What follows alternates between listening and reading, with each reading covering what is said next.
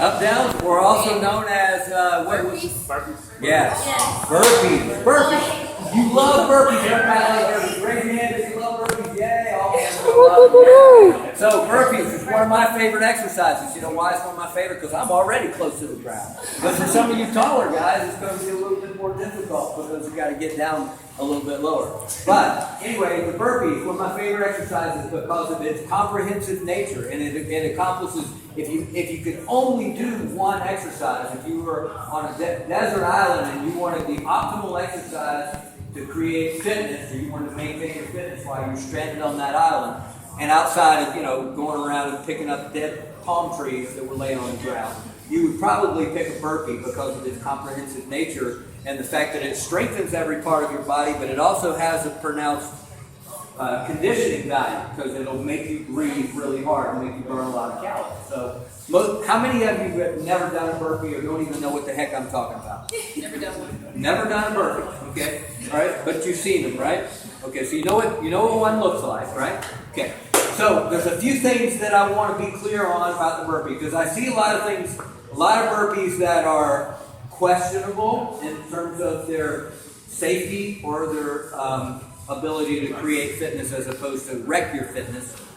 And so I want to be clear about a few things in the burpees today. First of all, the burpee is based on the squat because the initial movement in the burpee is the same as the initial movement in the squat. I'm going to send my hips back and down. And I'm not going to reach for the sky. I'm not going to reach my arms up because I want to reach for the floor. But it is still sort of a squatting motion that gets me into the right position rather than a falling forward where I fall forward onto my hands. All right? So I want you to notice where my feet start and where my hands end up and then where my feet end up in relationship to my hand placement. Okay? Just right there, right? Okay, so wait. There's my hands. There's my feet.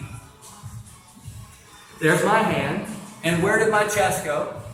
All the way to the ground. And then I come up, jump my feet right back to where my hands were. Now that's ultimately what you want to do. Now today, as fatigue sets in, we'll tolerate a little bit of this where you might reach. All right? But we won't tolerate this. All right? How many of you have ever heard that it's not good for you to put your knee out past your toe under load or under intensity? You've heard that from somebody before, right? Because it's a great way to compromise the integrity of your knee position is to fully load yourself in this fully flexed position. So we do this, we fully flex the knees, but never under load or under any intensity. We do this very slowly and mindfully. So the burpee that I'm looking for today has a vertical orientation to the shin. So when I place my hands, my shins are vertical as opposed to flexing the knees fully. And then I'm going to jump my feet back and then maybe wobble a little bit. Instead of doing a strict push-up, unless the standard calls for a strict burpee, we'll just wobble to get down and peel to get back up. And then from there, jump the feet towards the hands, vertical orientation to the shin. The burpee finishes with a straight line jump. Not a jump like this, but a straight line jump, almost like a streamline position. So you don't have to jump high. Occasionally we put a target for you to jump to so that everybody has the same standard, everybody has to jump the same distance.